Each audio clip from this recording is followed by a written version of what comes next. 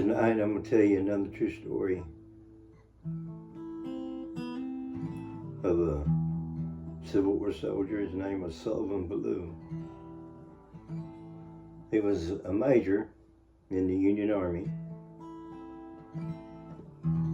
32 years old. He was married to his wife Sarah and had two little boys named Edgar and William. And he wrote this letter home to his wife just before the first battle of Bull Run, the first major battle of the Civil War. I first learned about this letter in 1990, a long time ago.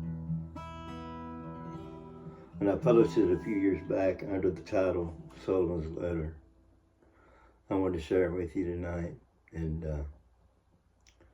this letter is probably the most beautiful and poignant letter ever written home by a soldier, ever written to be sent home by a soldier. And it was discovered quite by accident by his commanding officer, who made a copy of it before mailing it out, and it became a nationwide sensation that made his family very famous, and him as well. Yeah, I wanted to share this with you, and I ask you to leave your thoughts about what you think about the way they spoke and the way they wrote back then.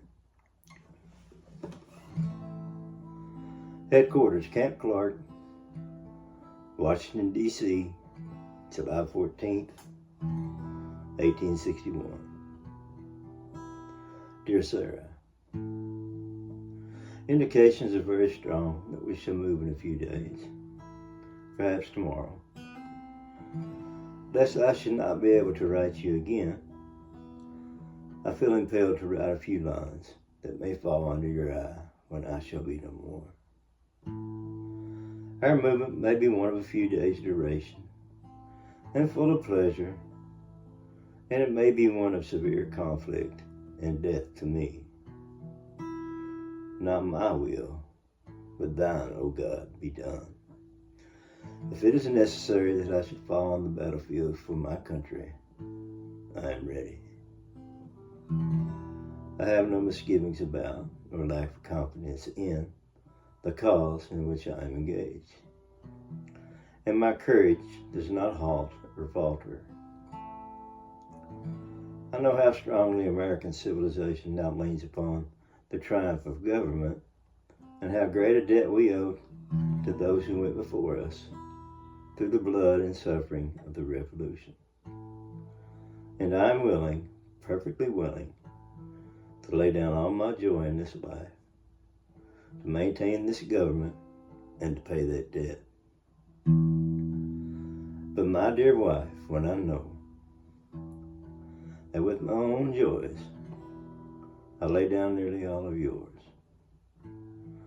and replace them in this life with care and sorrows, when, after having eaten for long years the bitter fruit of orphanage myself, I must offer it as their only sustenance to my dear little children. Is it weak or dishonorable, while the banner of my purpose floats calmly and proudly in the breeze, that my unbounded love for you, my darling wife and children, should struggle in fierce, though useless, contest with my love of country? I cannot describe to you my feelings on this calm summer night, when 2,000 men are sleeping around me, many of them enjoying the last, perhaps, before that of death. And I, suspicious that death is creeping behind me with his fatal dart, am communing with God, my country, and thee.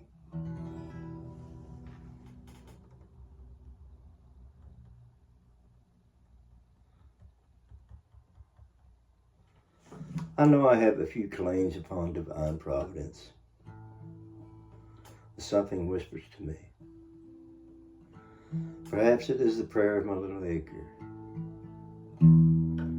that I shall return to my loved ones unharmed.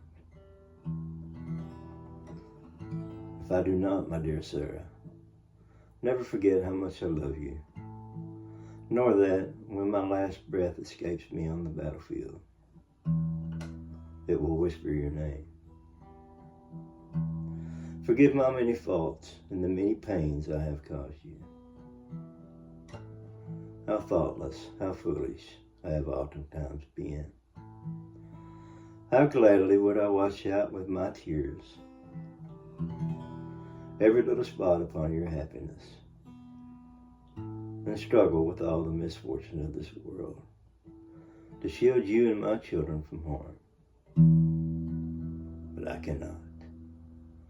I must watch you from the spirit land and hover near you while you buffet the storms with your precious little freight, and wait with sad patience till we meet to part no more.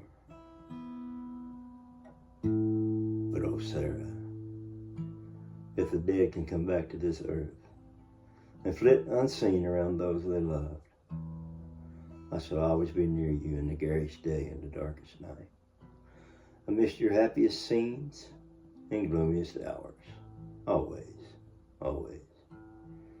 And if the soft breeze fans your cheek, it shall be my breath. Or the cool air cools your throbbing temple, it shall be my spirit passing by. Sarah, do not mourn me, dear. Think I am gone and wait for me, for we shall meet again. As for my little boys, they will grow as I have done, and never know a father's love and care. Little Willie is too young to remember me long, and my blue-eyed Edgar will keep my frolics with him among the dimmest memories of childhood. Sarah, I have unlimited confidence in your maternal care and your development of their characters. Tell my two mothers I call God's blessing upon them. Oh, Sarah, I'll wait for you there. Come to me and lead thither my children. Sullivan. Sullivan Blue was killed 1 week later at the First Battle of Bull Run. He was 32 years old. His wife was 24 years old at the time. Her name was Sarah, of course. And I'm going to bring up some information I brought up on him and his children. And no one knows what happened to the original copy of his letter that was sent to his wife. Most people, myself included, believe the original letter was buried with Sarah when she died. She lived until 1917. She passed away at the age of 80. She moved to East Orange, New Jersey to be near her son William. And she died at East Orange, New Jersey on April 19, 1917 at age 80 and was laid to rest beside her husband in Swan Point Cemetery in Providence. I'm reasonably sure when they buried her, the original letter was laid to rest with her. As for her boys, let me find it again here. Edgar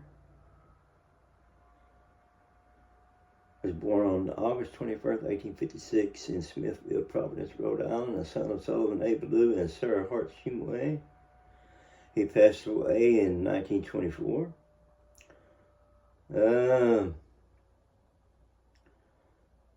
Let's see if I can find out about the other boy. I think their mother lived with William.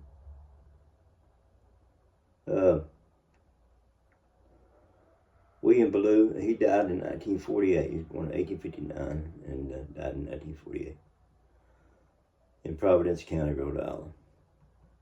He lived quite a long life.